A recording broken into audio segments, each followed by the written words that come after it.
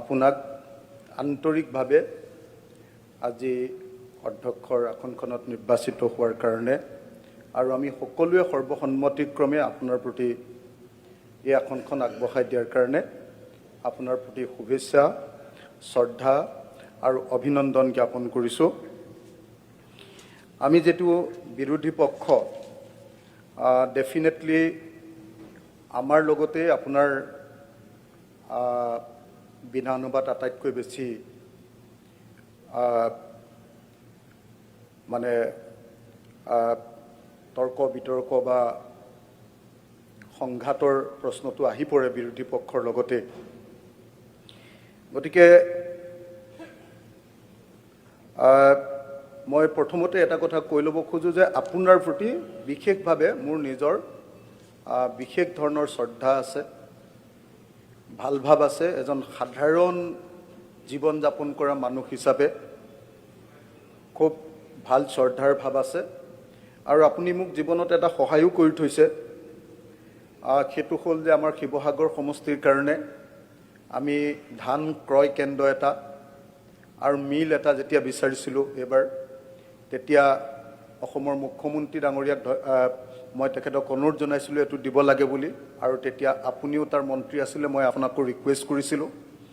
আপোনালোক দুয়োজনৰ অনুমতি সাপেক্ষে মই শিৱসাগৰৰ কাৰণে, আমাৰ সমষ্টিৰ কাৰণে, আমাৰ খেতিয়ক ৰাইজৰ কাৰণে ধান ক্ৰয় কেন্দ্ৰ এটা, ৰাইচ প্ৰক্ৰিয়'ৰমেণ্ট চেণ্টাৰ এটা আৰু এটা অতি বিখ্যাত মিল পাবলৈ সক্ষম হৈছিলোঁ, যিটো চাগে গোটেই কোঅপাৰেটিভ ডিপাৰ্টমেণ্টৰ ভিতৰত আটাইতকৈ ভাল মিল ৰূপে এতিয়ালৈকে প্ৰতিষ্ঠিত হৈ আছে।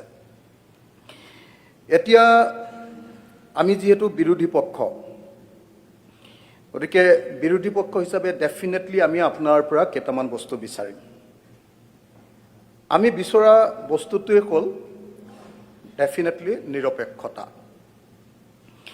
আমি দেখিছোঁ যে ভাৰতৰ সংসদীয় ইতিহাসত যিসকল অধ্যক্ষ হৈছে, সেই অধ্যক্ষসকলে বিশেষ ধৰণৰ যিকেইজন আটাইতকৈ গোটেই ভাৰতীয় সংসদীয় ইতিহাসৰ আটাইতকৈ উজ্জ্বলতম অধ্যক্ষ, সেই অধ্যক্ষকেইজনে বিশেষভাৱে আমি দেখিছোঁ যে তেখেতসকলৰ জীৱন পৰিক্ৰমা সঁচাকৈ এটা নিৰপেক্ষ ধ্যান ধাৰণাৰ ওপৰত প্ৰতিষ্ঠিত। সেইকাৰণে অধ্যক্ষ পদটো সম্পৰ্কে ব্ৰিটিছ সংসদত এটা বাক্য আছে। আমাৰ গোটেই পৃথিৱীৰে সংসদবিলাকৰ পিতৃ সংগঠন হিচাপে চোৱা বা মাতৃ সংগঠন হিচাপে সংসদ হিচাপে চোৱা ব্ৰিটিছ সংসদৰ এটা বাক্য আছে যে the speaker represents the house itself. স্পিকাৰজনে অকল হাউচকহে ৰিপ্ৰেজেণ্ট কৰে। তেখেতে আন কোনো ব্যক্তি, কোনো দল, কোনো সংগঠন বা অন্য কোনো পাৰ্টিক কেতিয়াও ৰিপ্ৰেজেণ্ট নকৰে। আৰু সেইকাৰণে আমি দেখিছিলোঁ যে ভাৰতবৰ্ষৰ লোকসভা যেতিয়া প্ৰতিষ্ঠা হৈছিলে, প্ৰথমজন লোকসভাৰ যিজন স্পীকাৰ আছিলে GV মাভলেংকাৰ, তেখেতে আনকি জৱাহৰলাল নেহৰুৰ সন্মুখতো, জৱাহৰলাল নেহৰুক ভাৰতবৰ্ষৰ ভিতৰত এতিয়ালৈকে চোৱা চাগে আটাইতকৈ প্ৰভাৱশালী প্ৰধানমন্ত্ৰী আছিলে, তেখেতৰ সন্মুখতো আনকি নিৰপেক্ষতা ইমান ষ্ট্ৰিক্টকৈ মেইনটেইন কৰাইছিলে যে গোটেই ভাৰতবৰ্ষৰ সংসদীয় ইতিহাসত তেখেতৰ নামটো সেইকাৰণে সদায় স্পীকাৰ বুলি ক'লে তেওঁৰ নামটোৱে 1 নম্বৰত সদায় উঠে। তাৰপাছত দ্বিতীয় যিজন স্পীকাৰ হৈছিলে, সেই স্পীকাৰজনৰ নাম আছিলে নীলম সঞ্জীৱ ৰেড্ডী।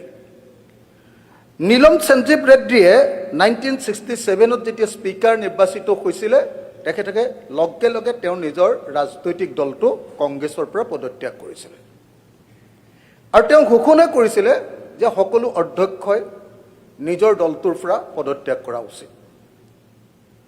আৰু সেইকাৰণে আমি দেখিছিলোঁ যে ভাৰতবৰ্ষত এটা সংসদীয় পৰম্পৰাত এটা নিৰপেক্ষ, এটা বস্তুনিষ্ঠ ডিবেট সেইবিলাক সংসদত উত্থাপন কৰিবলৈ সুযোগ লাভ কৰিছিলে। বিৰোধীসকলেও যিটোৱে গণতন্ত্ৰ সঁচা সঁচিকৈ শক্তিশালী কৰিছিলে। আমাৰ অসমৰ যিখন আপোনাৰ বিধানসভা আছিলে, বিধানসভা মানে অসম ষ্টেট হোৱাৰ আগতে অসম যেতিয়া প্ৰভিন্স আছিলে, অসম প্ৰভিন্স হোৱাৰ সময়খিনিত আচলতে অধ্যক্ষ হোৱাৰ কামটো আটাইতকৈ টান কাম আছিল। তাৰ কাৰণটো আছিলে যে এহাতেদি গোটেই অসমৰ ভাৰতৰ স্বাধীনতা সংগ্ৰামৰ নেতৃত্ব লৈছিলে কংগ্ৰেছে, কিন্তু চৰকাৰ কৰিছিলে মুছলিম লীগে।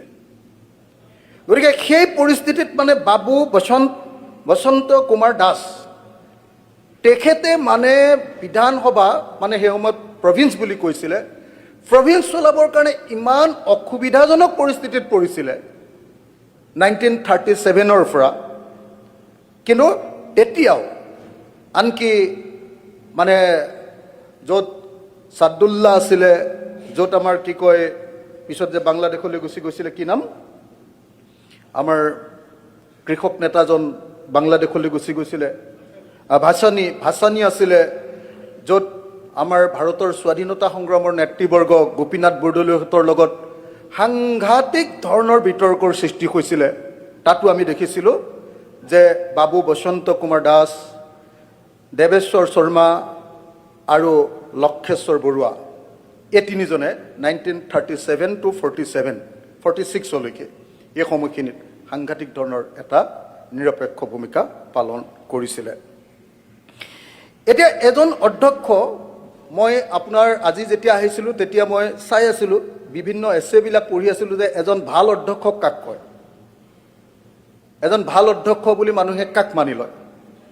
তেতিয়া দেখা গৈছিলে যে ভাল অধ্যক্ষ হ'বৰ কাৰণে এক নম্বৰটোতো নিৰপেক্ষতা, কিন্তু ক্ৰিটিকেলি চাওঁতে দেখা গৈছিলে যে তিনিটা বস্তু ভাল অধ্যক্ষৰ ক্ষেত্ৰত দেখা দিয়ে। এটা হ'ল যে গণতান্ত্ৰিকভাৱে সিদ্ধান্ত তেওঁ গ্ৰহণ কৰাৰ পূৰ্ণ তেওঁৰ ক্ষমতা থাকে নে নাথাকে। এখন গুৰুত্বপূৰ্ণ বিল, খুব গুৰুত্বপূৰ্ণ, কিন্তু চৰকাৰী পক্ষই বিচাৰে যে সেইখন বিতৰ্ক নোহোৱাকৈ পাছ হৈ যাব লাগে, আৰু চৰপক্ষ পক্ষই পাৰেই যে তেওঁলোকৰ বহুত সংখ্যাগৰিষ্ঠতা আছে, কিন্তু অধ্যক্ষজনে সেইটোক হ'বলৈ নিদি সেই বিধেয়কখনৰ ওপৰত, প্ৰত্যেকখন বিধেয়কৰ ওপৰত, গুৰুত্বপূৰ্ণ বিধেয়কৰ ওপৰত বিতৰ্ক কৰিবলৈ সুযোগ প্ৰদান কৰে। সেইজনক নাম্বাৰ 1 ভাল অধ্যক্ষ বুলি বিভিন্ন ধৰণৰ এছেবিলাকত কোৱা মই দেখিবলৈ পাইছোঁ।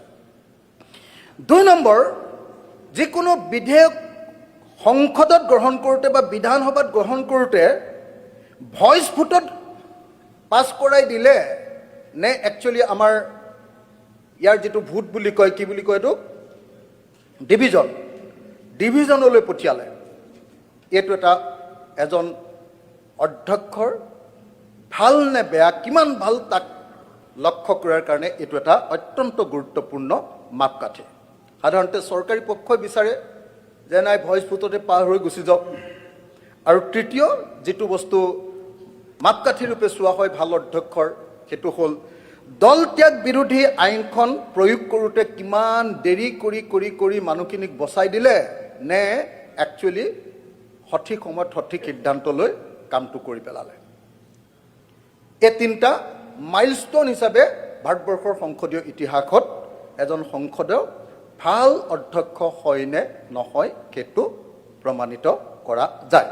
গতিকে 4টা বস্তু, এটা হ'ল দল নিৰপেক্ষতা, অৰ্থাৎ সঁচা-সঁচি এজন অভিভাৱক হিচাপে সকলোকে সমান অধিকাৰ প্ৰদান কৰা, বিৰোধী পক্ষ আৰু শাসক পক্ষ, আৰু বাকী 3টা, এইকেইটাই হ'ল এজন ভাল অধ্যক্ষৰ লক্ষণ।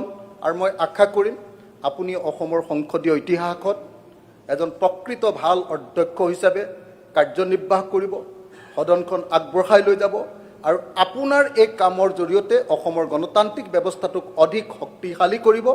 এই আশা কৰি মই আকৌ এবাৰ ৰাইজৰ দলৰ 2জন বিধায়কৰ তৰফৰ পৰা আপোনাৰ প্ৰতি শুভেচ্ছা জনাইছোঁ, অভিনন্দন জনাইছোঁ। ধন্যবাদ। জয় আই অসম।